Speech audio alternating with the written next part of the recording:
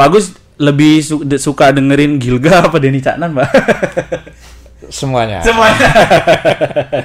Sebenarnya BPK itu lembaga tinggi negara. Lembaga tinggi negara. Yang sejajar dengan Presiden, wow.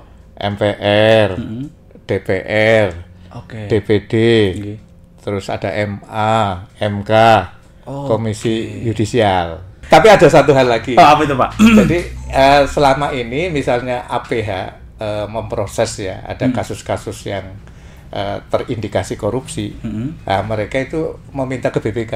Nah, kalau kita masuk, kemudian kita melakukan penghitungan, ketemulah nilai. Nah, nilai itulah yang kemudian dipakai oleh APH untuk menuntut, katakanlah tersangka ini melakukan tindak pidana korupsi dengan kerugian negara sekian. 271 misalnya gitu, Pak. Tapi lanjutan misalnya dari aja wal ini mahal. 271 rupiah. Kalau di undang-undang, kerugian negara itu ada definisinya. Apa itu? Jadi definisinya itu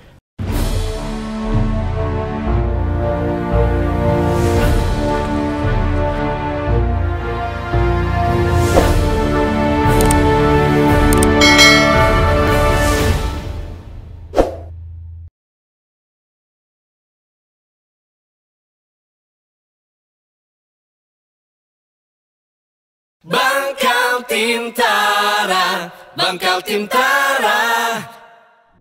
Assalamualaikum warahmatullahi wabarakatuh. Selamat datang di Korkal Siniar, di mana semua suara bisa didengar. Teman-teman sobat cerdas dimanapun anda berada, dimanapun anda berada nggak tuh kayak TVRI ya. Teman-teman, kali ini tuh kita kedatangan teman ngobrol yang saya harus sopan lah pokoknya intinya lah sama beliau ini. Kalau terakhir kali kan kita ngobrolnya santai banget ya. Kita bahkan sampai ngobrolin apa aja body count ya. Aduh, gak mungkin sama beliau ngomong body count ya. Tapi ini adalah salah satu episode yang menurutku harus kamu tonton sampai selesai karena ini penting banget buat kelangsungan dan keberlangsungan sebuah pemerintahan di Kalimantan Timur ya. Sudah hadir bersama saya Kepala Perwakilan Badan Pemeriksa Keuangan Provinsi Kalimantan Timur, Bapak Agus Priyono. Assalamualaikum, Bapak. Waalaikumsalam warahmatullahi wabarakatuh. Sehat, Pak? Alhamdulillah, Pak. Alhamdulillah sehat. Sehat. Pak, kita terakhir ketemu kapan, Pak ya?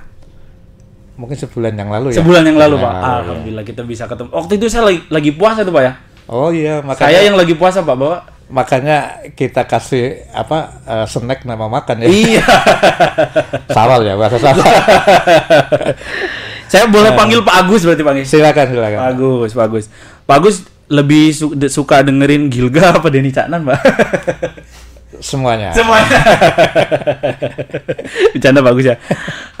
Kalau dengar kata BPK itu Pak, mungkin sebagian besar penonton saya nih Pak, penonton Korkal Siniar mungkin nggak pada tahu Pak BPK itu apa gitu. BPK tuh biasanya suka ketulis kalau mau nulis Bapak gitu di chat itu Pak. Suka typo gitu ketulis BPK. Nah sebenarnya BPK itu apa sih Pak? Apa bedanya sama KPK? Ini kan sama-sama K tuh Pak belakangnya Pak. Iya. Apa tuh Pak? Tadi saya sebutin tuh Badan Pemeriksa Keuangan. Tapi bubuannya ini kadang-kadang nggak paham juga Pak. Iya. Apa Pak sebenarnya BPK itu Pak? Iya, sebenarnya BPK itu lembaga tinggi negara. Lembaga tinggi negara. Yang sejajar dengan Presiden, wow. MPR, DPR, DPD, terus ada MA, MK, Komisi Yudisial. Jadi setara dengan itu Pak ya? Ya setara dengan itu. Artinya posisi BPK sejajar. Jadi tidak di atas, tidak di bawah. Tidak di atas, tidak di bawah. Itulah yang menunjukkan bahwa BPK itu independen. Karena BPK yang melaksanakan pemeriksaan atas pengelolaan dan tanggung jawab keuangan negara di semua lembaga tinggi negara, kementerian, lembaga, kemudian di pemerintah daerah, kemudian di BUMN, BUMD. Pokoknya di mana ada keuangan negara, disinilah BPK bisa masuk. Nah, kalau bedanya dengan KPK, sebetulnya kalau BPK itu kan dibentuk dengan Undang-Undang Dasar 1945 di pasal 23 huruf E ya. Catat Wal. Pasal 23 huruf E. Artinya bahwa BPK itu dengan KPK itu kalau jumlah hurufnya sama ya. Sama-sama 3 Pak, betul. Betul. Jadi BPK yang melakukan pemeriksaan, kemudian misalnya ada temuan yang indikasi fraud, nanti dilaporkan ke APH. Nah, KPK itu adalah salah satu APH, aparat penegak hukum. Atau sekarang istilahnya mungkin IPH ya, Institut Penegak Hukum itu. Nah, nanti KPK itulah yang menindaklanjutinya, misalnya ada indikasi korupsi gitu kan, ada indikasi penyimpangan yang berdampak terhadap kerugian keuangan negara, nah nanti KPK yang mendalami. Dan antara BPK dengan KPK sebetulnya sudah bersinergis lah. Misalnya dalam pemberantasan korupsi gitu kan, karena memang BPK sebenarnya visi misinya itu hampir apa ya? Ada yang beririsan dengan KPK. Jadi salah satunya misalnya BPK itu ada preventif ya, jadi mencegah korupsi, gitu kan. Kemudian juga mempercepat penyelesaian kerugian negara. Nah, kemudian juga memeriksa pengelolaan dan tanggung jawab keuangan negara. Jadi tidak hanya tanggung jawab saja, tanggung jawab keuangan negara misalnya laporan, tetapi kita pengelolaannya juga. Nah, kemudian yang terakhir BPK juga salah satu visinya itu kita mewujudkan ya tata kelola yang organisasi yang modern, transparan. Dan artinya BPK itu harapannya bisa menjadi contoh teladan bagi instansi yang lain. Secara sederhana berarti justru BPK tuh di hulunya KPK gitu Pak ya? Iya nggak sih Pak? Gitu nggak sih Pak? Ya betul, kurang lebihnya seperti itu. Betul Pak ya? Tapi ada satu hal lagi. Apa itu Pak? Jadi selama ini misalnya APH memproses ya, ada kasus-kasus yang terindikasi korupsi, nah, mereka itu meminta ke BPK. Nah di BPK itu ada yang namanya penghitungan kerugian negara. Jadi pada saat misalnya kasus itu akan masuk ke persidangan, nah itu harus dideklar oleh BPK. Jadi BPK itu merupakan salah satu lembaga atau badan ya yang diberi kewenangan untuk mendeklar adanya kerugian negara atau daerah. Jadi misalnya KPK menduga ada fraud gitu Pak, ada kerugian negara, dibawa ke BPK dulu gitu Pak. Ya, nanti mereka akan meminta kepada BPK. Tapi posisi kasusnya itu sudah di penyidikan. Jadi sudah ada tersangkanya. Nah, kemudian BPK misalnya tidak hanya KPK, bisa dari kejaksaan, dari kepolisian.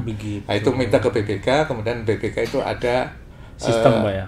Istilahnya ada Auditorat Utama Investigasi. Jadi AUI itulah yang punya tugas untuk melakukan audit investigasi, kemudian penghitungan kerugian negara, kemudian juga ada pemberian keterangan ahli. Nah, nanti dari kasus itu kan ada tahapannya nih. Jadi APH itu harus expose dulu.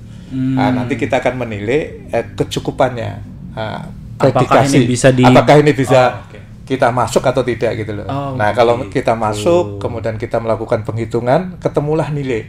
Nah, nilai itulah yang kemudian dipakai oleh APH untuk menuntut. Katakanlah tersangka ini melakukan tindak pidana korupsi dengan kerugian negara sekian. 271 misalnya gitu Pak. Tapi lanjutan misalnya dari aja wal ini mahal.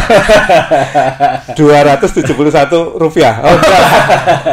Nah, itu tahapan selanjutnya adalah pemberian keterangan ahli. Jadi nanti di persidangan BPK itu akan diminta misalnya pemeriksanya ya untuk memberikan keterangan ahli di hadapan hakim. Gitu.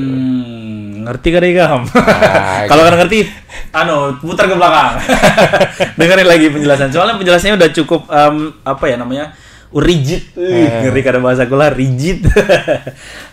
Tadi Bapak sempat sebut soal bagaimana BPK berperan untuk menjadi semacam sistem untuk menentukan kerugian negara.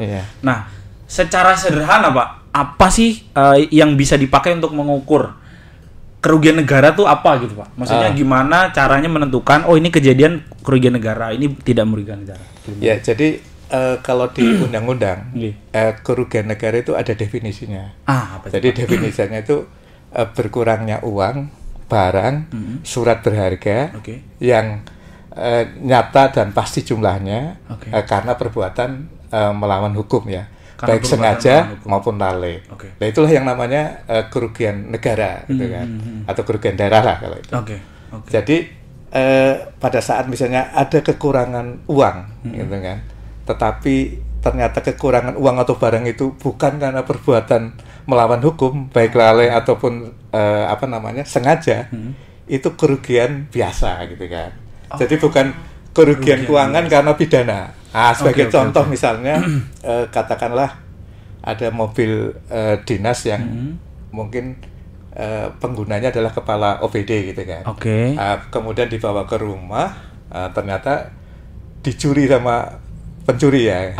Nah ini kalau dia sudah di bagasi sudah dikunci, di garansinya, kemudian ada kehilangan itu, terkonfirmasi dicuri lah gitu ya, Pak, itu kan berarti berkurangnya uang. Ini kerugian daerah, tapi tidak dalam konteks pidana. Kayak gitu. Jadi pidana itu harus ada perbuatan melawan hukum. Baik sengaja maupun lalai. Gitu. Nah kalau suap Pak, misalnya nih, ini agak ini nih Pak. Kalau suap itu kan artinya ada pihak kayak misalnya yang 271 lah Pak ya. Misalnya yang 271 kemarin kan itu swasta Pak ya. Swasta melakukan suap. Artinya kan uang negara nambah tuh Pak. Atau gitu nggak sih Pak? Ini ada pengusaha nih. Aku mau minta diterbitin izin dong. Nih aku kasih uang suap nih buat supaya izinku terbit. Nah berarti uang negara kan bertambah tuh Pak. Atau gimana Pak cara mikirnya Pak? Ya sebenarnya kalau namanya suap itu kan kepada penyelenggara negara. Ini kalau dalam ranah tindak pidana korupsi. Katakanlah misalnya mereka ngurus izin supaya lancar bagaimana. Betul. Mereka misalnya bahkan menggali katakanlah batu bara dan sebagainya tapi ilegal. Betul. Nah, uang-uang yang diterima dan patut diduga karena jabatannya. Ini kan penyelenggara negara kita. Nah, itulah yang dinamakan suap. Jadi antara suap dengan katakanlah pemaksaan gitu kan. Kan berbeda. Kalau suap kan dua-duanya ada keinginan yang sama. Kesepakatan. Dia itu diuntungkan dengan ini, kemudian yang ini juga diuntungkan dengan menerima suap gitu. Tapi kalau pemerasan kan berbeda. Jadi kalau pemerasan kan katakanlah penyelenggara negara memeras gitu kan kepada pengusaha untuk setor uang. Ini berbeda lagi gitu. Gitu lah. Aku gitu-gitu nih kayak aku masih mikir juga nih. Tapi biasanya nih Pak, biasanya kan kalau BPK tuh kalau misalnya kita sering baca di berita tuh ada istilah opini, kemudian ada lagi sebutannya itu rekomendasi. Nah itu apa sih Pak sebenarnya Pak? Opini, rekomendasi, ya itu apa sih maksudnya Pak? Jadi kalau opini itu adalah pendapat yang secara profesional ya. Terhadap kewajaran penyajian laporan keuangan. Nah, kewajaran penyajian laporan keuangan. Nah, opini itu merupakan output dari pemeriksaan keuangan. Jadi kalau di BPK itu ada 3 jenis. Ada 3, apa aja itu Pak? Jadi yang pertama itu pemeriksaan keuangan. Itu hasilnya adalah opini. Hasilnya. Mungkin kemarin untuk pemerintah daerah itu kan mandatori ya. Jadi setiap pemerintah daerah itu sesuai undang-undang itu diwajibkan ya untuk menyampaikan LK unaudited untuk diperiksa BPK. Laporan BPK keuangannya pemerintah daerah Pak ya. Nah, ini untuk level perwakilan. Tapi kalau untuk level pusat itu ya laporan keuangan dari kementerian, laporan dari lembaga termasuk dari KPK. KPK juga lapor ke BPK Pak ya? Ke BPK karena dia mengelola uang negara gitu kan. Nah, nanti BPK itu melakukan pemeriksaan itu mandatori. Mandatori itu wajib kita periksa. Termasuk kementerian yang menterinya ini Pak ya? Ya semua lah. Jadi BUMN itu pun bisa diperiksa oleh kita. Tapi yang mandatori adalah laporan keuangan kementerian, lembaga, dan pemerintah daerah gitu. Kemudian ada yayasan, ada Bank Indonesia, ada LPS dan sebagainya lah. Nah itu diperiksa. Dan kita dibatasi oleh undang-undang. Jadi kita hanya BPK itu diberi waktu 60 hari. 60 hari? 60 hari sejak laporan unaudited itu diterima oleh BPK atau diserahkan oleh entitas ke BPK. Nah, BPK turun melakukan pemeriksaan selama 60 hari, itu harus sudah menghasilkan laporan hasil pemeriksaan. Yang di dalamnya ada opini, kemudian ada buku 2-nya itu terkait dengan SPI dan kepatuhan. SPI yang di dalamnya itu ada catatan pemeriksaan, teman pemeriksaan yang ujungnya adalah rekomendasi perbaikan. Jadi intinya kalau audit laporan keuangan itu yang utama outputnya adalah opini. Itu yang pertama kan. Kemudian yang kedua ada audit atau pemeriksaan kinerja. Jadi pemeriksaan kinerja itu pemeriksaan terhadap 3 unsur ya. Jadi ada ekonomi, ada efisiensi, dan ada efektivitas. Dan itu hasilnya apa? Hasilnya adalah kesimpulan dan rekomendasi. Jadi rekomendasi adalah usulan perbaikan. Ini kurang income nih, baikin ini. Misalnya dalam rangka untuk memperbaiki kinerjanya. Misalnya kinerja ini masih lemah, nanti dikasih rekomendasi.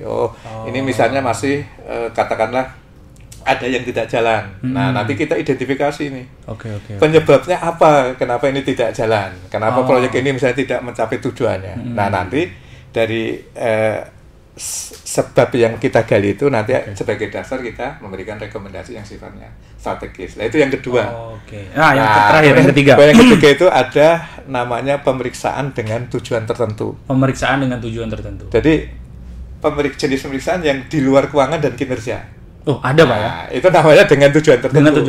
Nah, itu biasanya ada 2. Jadi yang pertama itu pemeriksaan investigatif.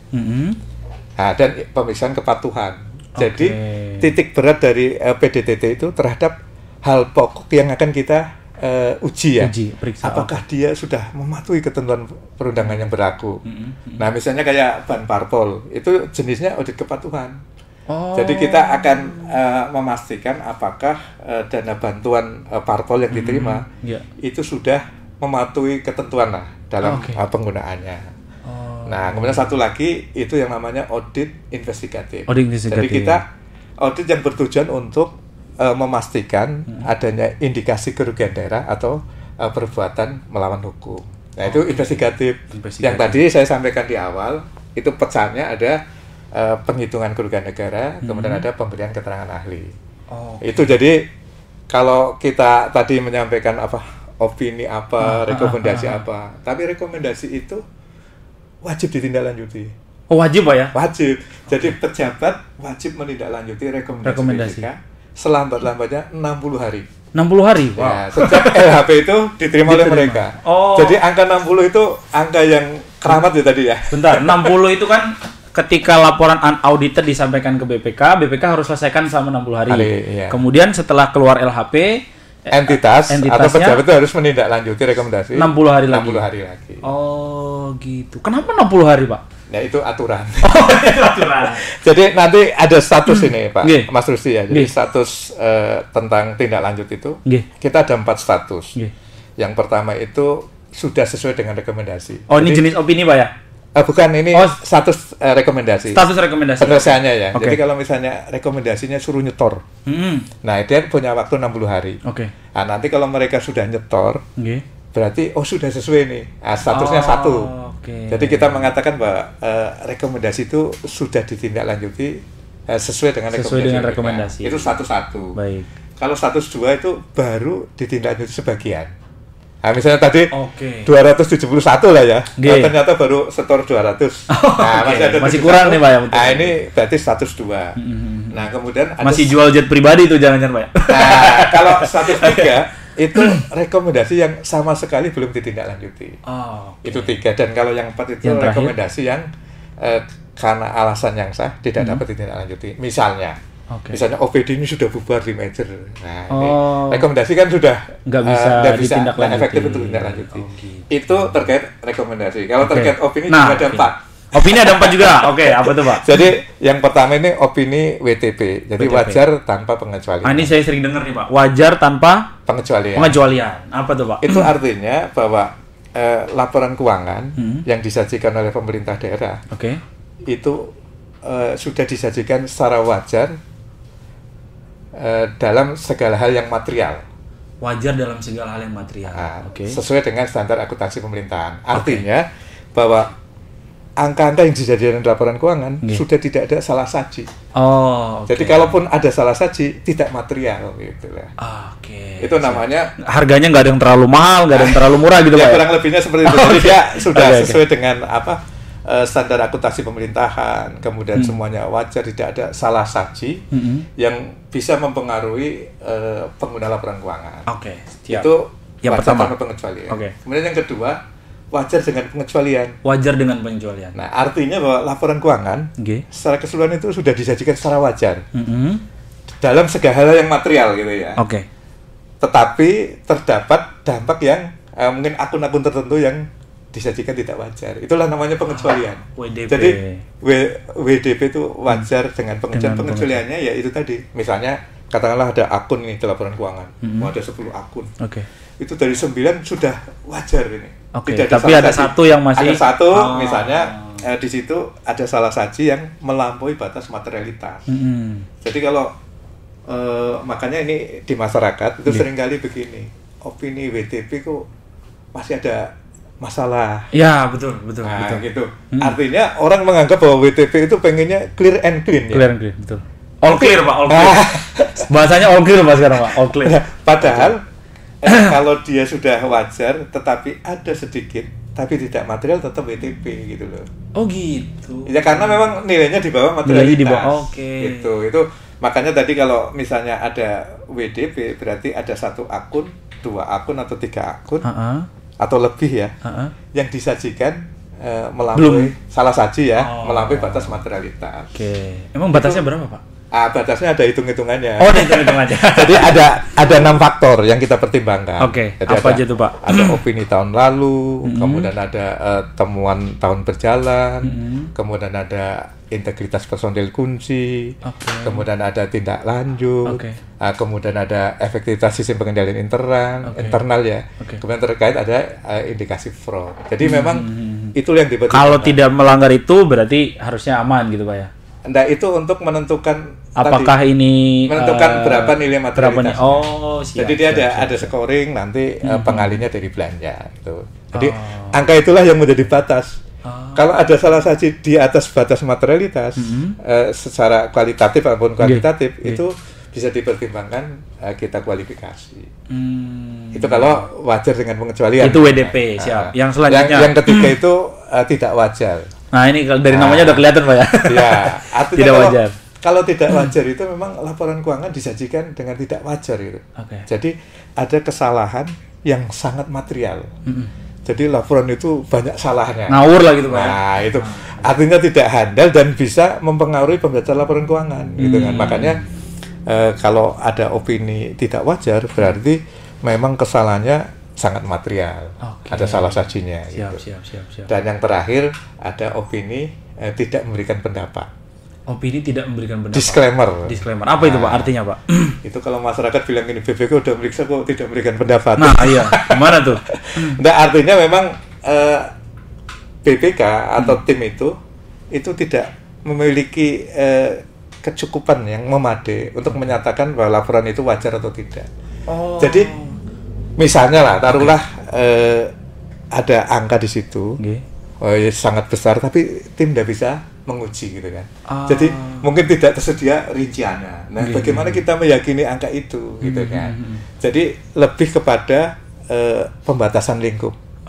Artinya kalau tadi yang tidak wajar itu karena pelanggaran terhadap prinsip akuntansi. Nah, itu tidak wajar. Tapi kalau tidak memberikan pendapat, berarti ada pembatasan lingkup.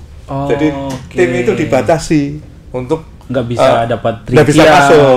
Jadi kalau masuk. Dulu secara ini pada saat kuliah itu di akuntansi, itu ibaratnya kita suruh menebak binatang dalam karung, tapi kita tidak boleh buka, nggak boleh pegang. Tidak boleh pegang.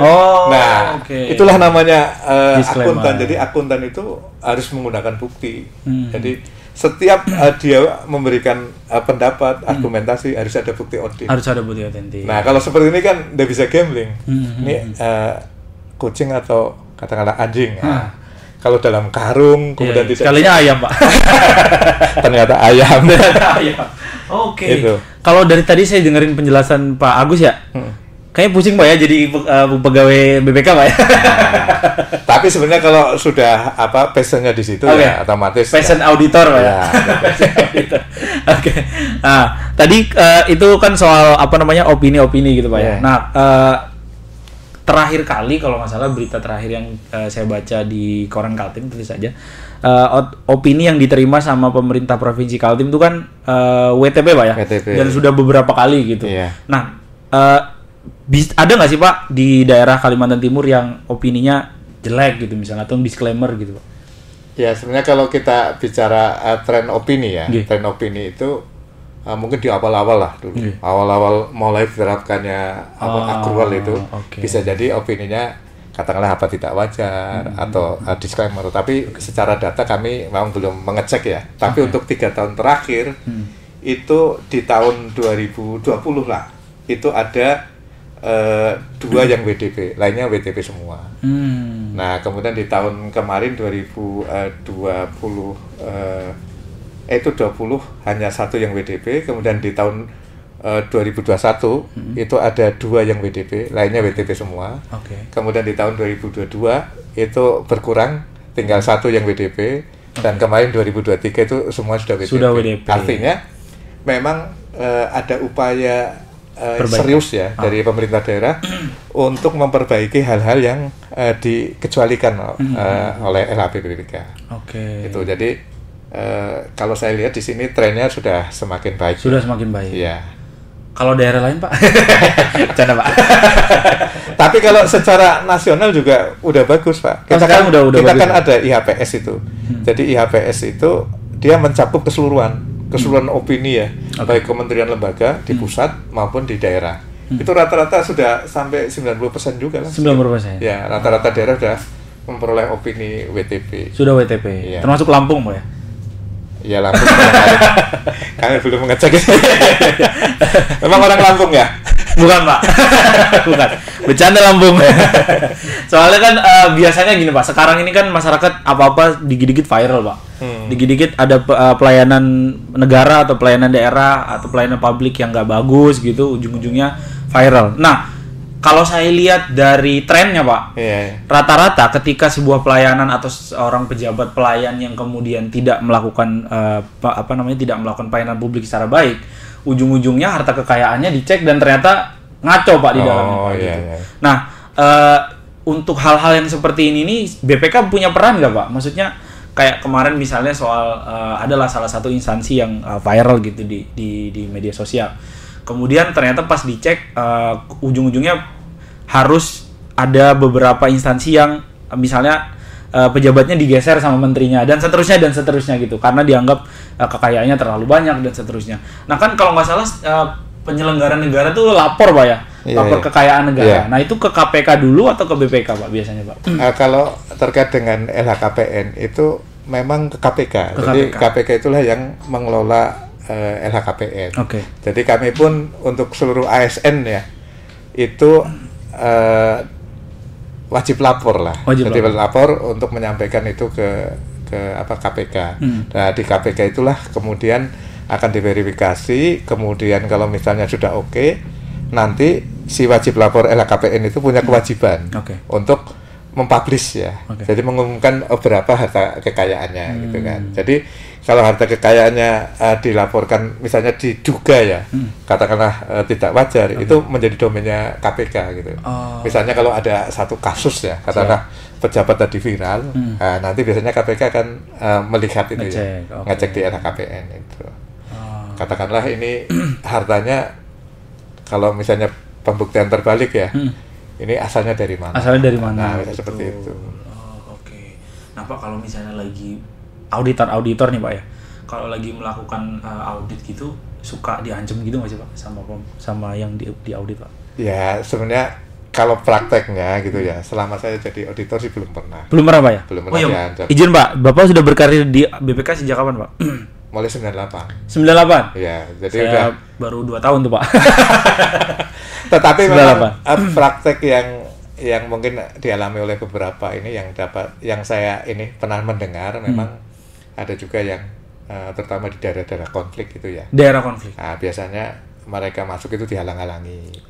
Misalnya oke. sehingga harus didampingi oleh pejabat setempat lah. Jadi mereka yang bisa komunikasi dan seterusnya. Jadi saya sih berpikir memang pemeriksa itu ada resiko-resiko seperti itu ya.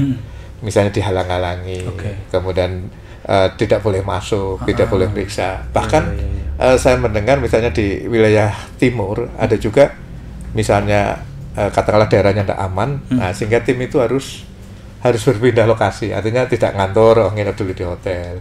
Kalau ternyata di sini, jadi bekerja dari hotel lah, misalnya dokumen ya.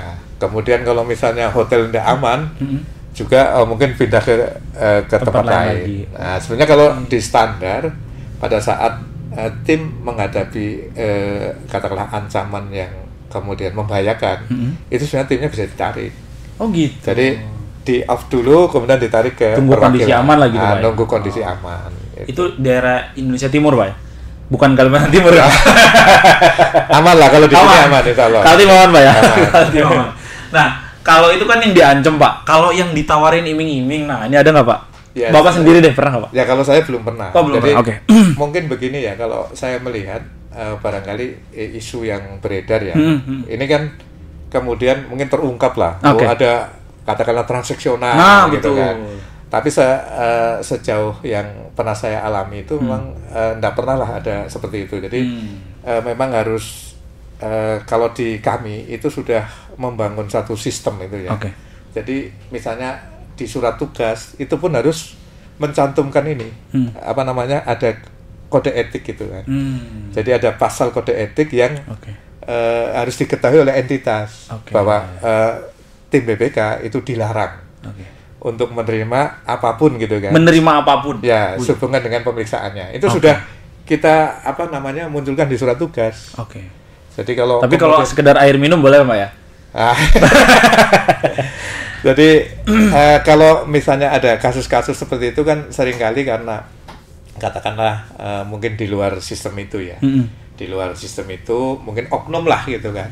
Dan kalau di BPK sebetulnya sudah sangat tegas ya. Misalnya kalau ada oknum yang kemudian terbukti melanggar kode etik ya, melanggar nilai-nilai dasar, itu nanti akan diproses. Jadi kami itu ada yang namanya MKKE. MKKE apa itu, Pak? Jadi Majelis Kehormatan Kode Etik gitu. Majelis Kehormatan Kode Etik. Nah, jadi nanti setiap ada pelanggaran itu nanti akan lewat MKKE. MKKE akan disidang. Jadi disitulah kemudian kalau misalnya ada pelanggaran, nah misalnya terbukti melanggar kode etik, nanti akan ada sanksi. Nah, sanksinya tuh tegas. Ada yang diberhentikan. Gitu langsung berhentikan. Ada juga yang tidak boleh meriksa dalam jangka waktu sekian. Gitu. Dan kalau misalnya terbukti menerima suap atau misalnya gratifikasi, itu juga punya kewajiban harus dikembalikan. Harus dikembalikan. Ya. Nah, itu dia. Itu dia. Jadi ternyata memang auditor itu juga punya kode etik, Pak ya? Kode etik. Sama kayak wartawan ya, ada kode etiknya, Pak. Sama lah supaya kita dalam frame itu. Betul. BTW, Pak Agus sudah berapa lama Pak di Kaltim, Pak? Saya itu mulai Agustus 2022. Jadi kayak ngepasin gitu, Pak ya, sama Agus gitu ya. Jadi mungkin kita mau ini ya, ini Mei ya. Ya berapa bulan lagi, 2 tahun lah. Alhamdulillah. Gimana Pak Kaltim, Pak? Baiklah Kaltim. Jadi kalau Kaltim itu saya melihatnya sini. Pertama, Kaltim kan dipilih menjadi salah satu ibu kota negara. Betul. Nah, ini kan menjadi kebanggaan lah bagi masyarakat Kaltim. Dan yang kedua memang kalau dari sisi sumber daya alamnya luar biasa lah. Luar biasa. Artinya banyak kandungannya sehingga kalau kita lihat ini dari APBD-nya itu udah tinggi lah. Jadi masing-masing kabupaten kota itu rata-rata sekarang tidak ada yang 1T. Di atas 3 gitu. Jadi memang ini menjadi tantangan lah bagi auditor kita pada saat melakukan pemeriksaan. Karena kalau melihat geografisnya itu juga yang paling jauh Mahulu. Kalau ini yang Mahulu saya itu tanya nih, benar nih. Membutuhkan perjalanan. Effortnya lebih besar gitu, Pak ya. Lebih besar. Betul. Belum lagi nanti kalau harus lewat Riam itu kan. Naik ini. Bapak sendiri sudah pernah Pak lewat Riam, Pak? Ya, kalau saya sudah pernah ke Mahulu. Oh, sudah pernah ke Mahulu. Tapi kalau ke Riamnya memang belum Pak ya. Okay. Jadi katanya ada Riam panjang, kemudian ada Riam udang itu kan. Betul Pak, betul. Ya, jadi tergantung arus air ya. Tapi intinya memang itu menjadi tantangan bagi tim PPK Kaltim ya, bagaimana bisa melaksanakan prosedur pemeriksaan sesuai standar sehingga nanti bisa memotret gitu kan, bagaimana pengelolaan keuangan yang sebenarnya. Jadi kemudian juga kalau di Kaltim itu saya lihat sih ini kota yang penuh dengan batu bara ya. Kota penuh batu bara, waduh. Itu makanya kalau pengen lihat batu bara ya lihat Sungai Mahakam. betul. Terus budayanya juga bagus ini. Apa Pak yang berkesan Pak menurut Bapak? Ya kalau saya pernah diundang di ini acara di Kedaton ya, Kedaton ini ya, Kute Kartanegara. Kemudian pernah juga ke ke Pasir. Kemudian ke Bro itu, jadi memang ada istilahnya ini destinasi budaya lah gitu. Jadi budaya setempat itu bagus itu kan. Jadi itu sangat berkesan lah waktu itu. Sangat berkesan. Diundang ke sana. Belum lagi yang ini ada yang di Sanga-Sanga itu. Upacara ini yang merobek bendera warna biru itu kan. Napak tilas ya. Peristiwa heroik di Sanga-Sanga. Heroik itu kami ngelihat itu sudah seneng itu, udah bendera birunya disobek. Tapi sehari kemudian Belanda itu datang lagi. Ya betul Pak. Tapi bagus lah, artinya memang nasionalisme masyarakat Kaltim itu kan luar biasa lah. Luar biasa. Nah Pak, kan kalau misalnya di panggapan publik Pak, Kalimantan Timur itu kan selalu dianggap seperti Bapak bilang tadi, APBD-nya gede gitu. Daerah kaya lah gitu. Iya, daerah kaya. Tapi kalau menurut Bapak tadi kan secara umum laporan keuangannya tersaji secara WTP lah rata-rata gitu Pak. Walaupun 2 tahun terakhir kemarin ada yang WDP. Menurut Bapak, daerah yang bisa dibilang ini agak bandel nih gitu, agak susah nih gitu, siapa Pak? Nah sebenarnya kalau saya melihat ya, itu juga ada indikator ini, misalnya untuk tindak lanjut ya. Tindak lanjut terhadap rekomendasi kita. Itu kalau di Kaltim di wilayah timur itu cukup bagus ini. Jadi paling tinggi kalau tidak salah di Bali. Nah, terus paling tinggi di Bali. Di Bali itu sudah sampai sekitar mungkin di atas 90 lah. Mungkin 95. Kalau di sini itu 86. Jadi udah 86 bagus. Ya. Nomor 2 ini. Siap. Jadi memang sekali lagi sekarang kan semuanya sudah WTP, harapannya bisa dipertahankan. Kemudian ke depan rekomendasi kita ditindaklanjuti sehingga tidak ada lagi permasalahan serupa gitu. Karena kalau dapat WTP sebenarnya ada keuntungannya gitu kan. Nah, ini keuntungan. Apa Pak keuntungannya, Pak? Jadi kalau keuntungannya yang jelas itu kalau syarat mendapatkan dana insentif daerah. DID itu yang utama opini harus WTP. LK itu harus WTP, opini dari BPK. Tetapi kalau misalnya dia memperoleh opini WTP, tapi salah satu yang lain tidak terpenuhi, juga gagal dapat DID. Jadi itu kalau tidak salah itu ada kriteria utama opini BPK ya, harus WTP. Kemudian perda itu tentang APBD harus tepat waktu. Nah, kemudian sering molor tuh makanya kalau. Nah, terus yang berikutnya itu sudah menggunakan e-government. Jadi dia sudah pakai aplikasi dalam perencanaan maupun dalam penganggaran. Nah, baru nanti bicara terkait dengan kinerja. Jadi tidak melulu opini gitu, tapi opini itu salah satu faktor yang penting gitu Pak ya. Iya, kalau opininya ada WTP otomatis dia tidak memperoleh tambahan lah ya, dana insentif daerah. Nah, kalau yang lain-lain sebenarnya harapannya apa? Kalau opini WTP tentu investor yang mau menanamkan modal di sini, dia semakin yakin gitu bahwa laporan keuangannya itu akuntabel.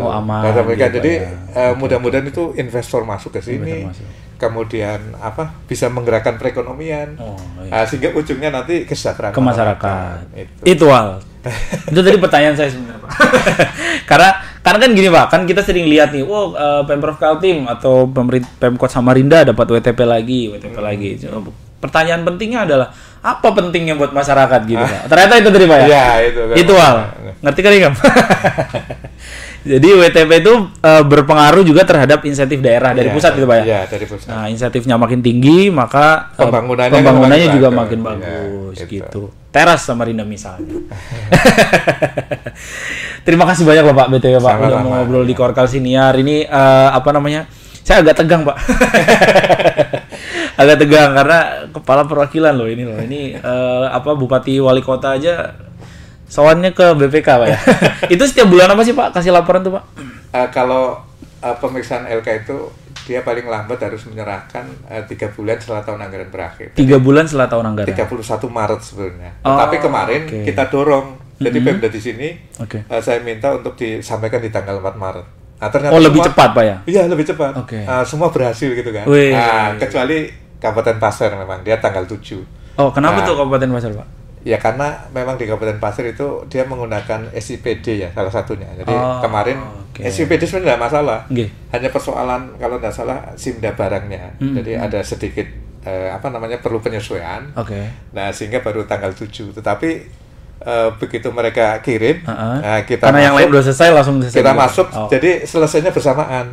Nah jadi kami berharap sih ke depan semakin maju lagi lebih gitu cepat lagi karena biasanya kami menghitung dengan libur ini cuti Idul Fitri betul. Jadi supaya kita itu sudah selesai melaksanakan pemeriksaan itu tidak melampaui di libur Idul Fitri itu nggak ketabrak gitu jadi nanti setelah itu tinggal pelaporan dan alhamdulillah tahun ini bisa selesai tepat waktu ya jadi kita 59 hari total, ya, masih ada bisa menyerahkan LHP ke seluruh entitas itu. Termasuk rekomendasinya Pak ya?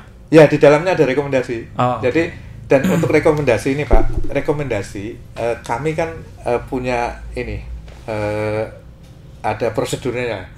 Jadi ada PMP. Jadi apa itu Pak PMP Pak? Pedoman Manajemen Pemeriksaan. Pedoman Manajemen Pemeriksaan. Nah PMP itu yang mengatur agar supaya sebelum LHP diterbitkan itu ada yang namanya permintaan action plan. Permintaan action plan itu adalah kita mengirim KHP yang sudah final untuk dimintai tanggapannya dari pimpinan entitas. Jadi tanggapannya terhadap kesimpulannya seperti apa, terhadap misalnya substansi temuannya, kemudian terhadap rekomendasi. Nah mereka kemudian menentukan langkah-langkahnya, rencana aksinya apa.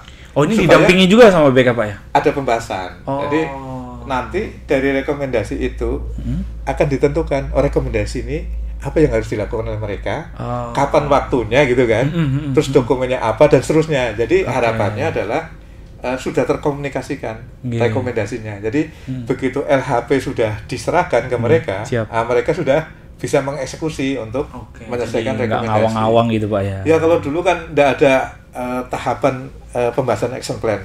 Jadi entitas tidak tahu ini rekomendasi bingung mau ngapain ya? Gitu. Nah kalau sekarang sudah ada aturan mainnya gitu. Betul. Jadi ini justru mempercepat di proses penyelesaian tindak lanjut. Dan untuk diketahui ya, bahwa penyelesaian tindak lanjut kita sudah pakai aplikasi. By web itu kan, namanya SIPTL. Ya, Sistem Informasi Pemantauan Tindak Lanjut. Nah di situ Pemda tidak perlu datang ke kantor. Tinggal input aja Pak. Tinggal diinput. Nanti akan dibahas sehingga udah real time ini. Artinya tidak ada lagi alasan bagi Pemda yang jauh gitu kan. Saya harus Mahulu misalnya Pak ya. Misalnya Mahulu. Itu cukup menggunakan aplikasi SIPTL. Dan memang di kami itu Pak, sebetulnya katakanlah tadi ya, misalnya bagaimana kita mengendalikan supaya tidak ada pelanggaran terhadap nilai-nilai dasar lah, kode etik. Nah kami sudah tersistem semua. Jadi ada Siap LK. Jadi, Siap LK itu aplikasi untuk mendukung pemeriksaan laporan keuangan.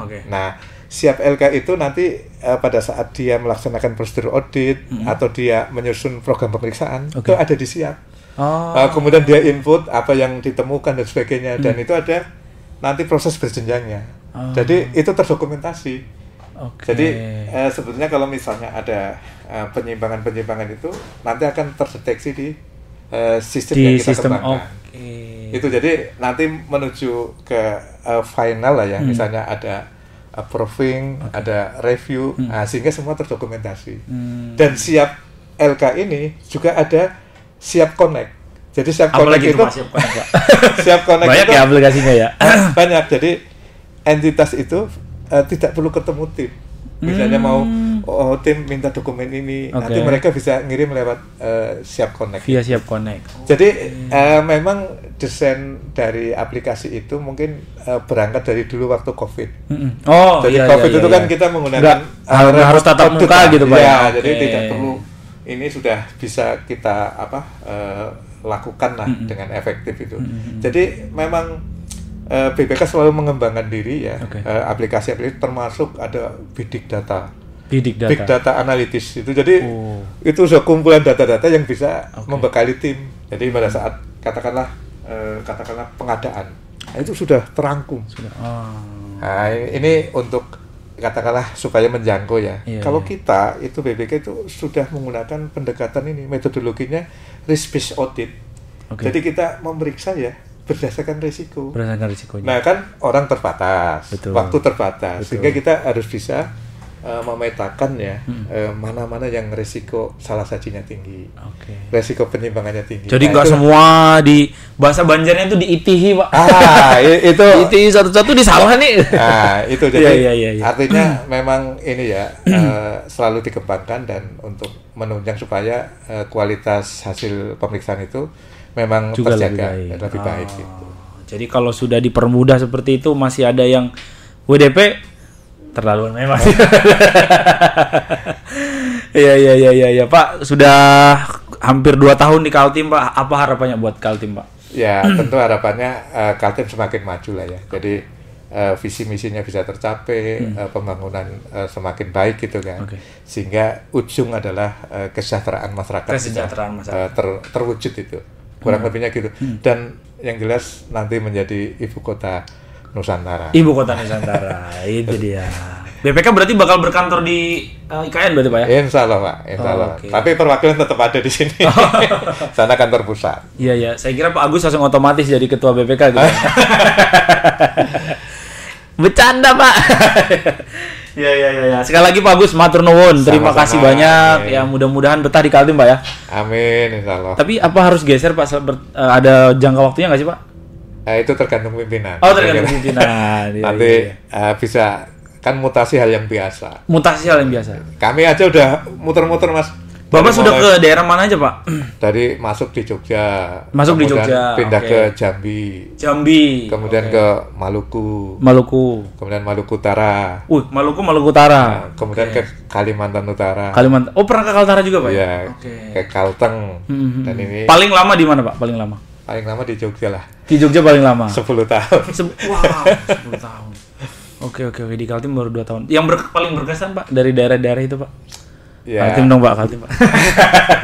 Nah kalau di Jambi itu ini katanya kalau minum sungai Batanghari, karena kan sungai Batanghari betul. Bakal kembali lagi ke Jambi. Saya hanya Mahakam juga begitu Pak. Kalau SK-nya masih di Jambi, pulang sebentar balik lagi gitu.